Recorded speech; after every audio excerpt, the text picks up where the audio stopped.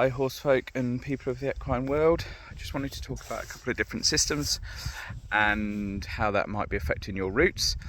We have about estimated 850,000 horses in the UK, and the recommendation is that they each get an acre of land. So let's just call it evens. There's 1 million acres at our disposal of equine land, and average, let's say. And I think that we have to start looking at the responsibility of what we're doing with that and actually how that affects the environment also. We've just come out of a particularly wet period.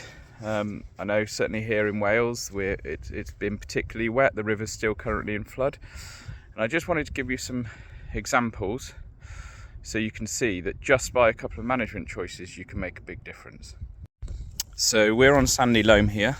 This is a slice that I've just taken, albeit most of the bottom fell off, from our neighbour's field, which is less than 200 metres away, the other side of that hedge. And this is 2 horses on just over 5 acres set stocked.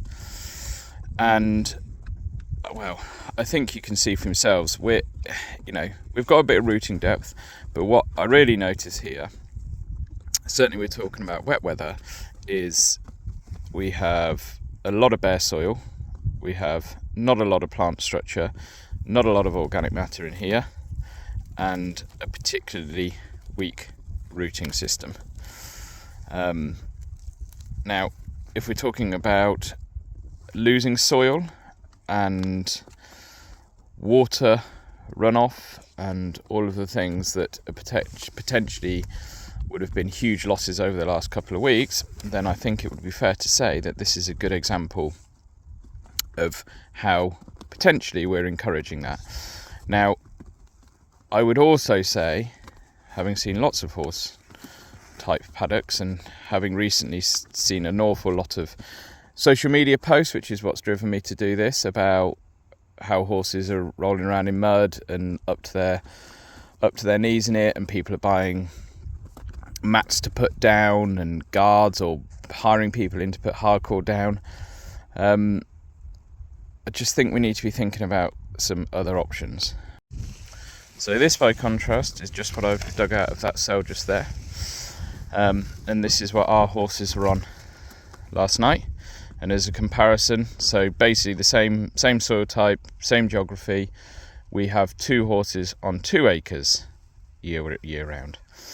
I think that that should be an obvious difference.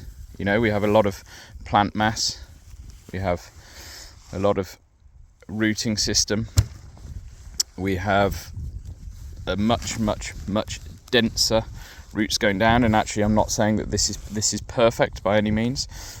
This is just what we've come to over the last 3 years of management choice and what we've been doing. You can already see there's worm activity, and I think it would be fair to say, in the opposition to the other one, if we're talking about water runoff or soil loss or any of those things, then this is far superior. It's a bad time of year to be looking at anyone's grazing systems. You know, it's beginning of January, and admittedly we haven't had a hard frost, but we've had plenty of other weather on it, and we're still really confident that we're even with 2 horses on 2 acres, we're having really good environmental impact. We have lots and lots of roots in the ground. We don't have a huge amount of bare soil. Water leaving the farm is clean.